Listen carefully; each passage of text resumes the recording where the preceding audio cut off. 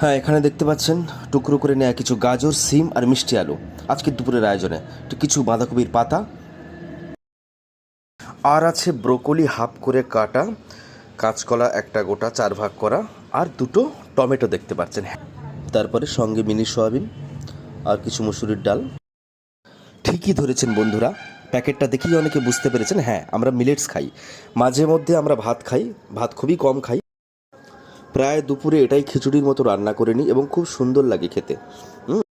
হ্যাঁ, আমার ম্যাডাম যেহেতু হসপিটাল নিয়ে ব্যস্ত আর আমি আমার কাজকর্ম নিয়েও ব্যস্ত, তাই ঝটপট পুষ্টিকর খাবার এটা ছাড়া আর কিছু হয় না।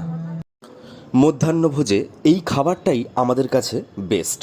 তাই সব কিছু প্রেশার কুকারে দিয়ে দিলাম, দেখতে পেলেন সমস্ত উপকরণই। তারপরে জল দিয়ে দিলাম প্রয়োজন মতো, তারপরে প্রয়োজন মতো হলুদ, লবণ, তেল কিন্তু নয়, শুধু এই দুটোই। ব্যাস 10 মিনিটের মধ্যেই আমাদের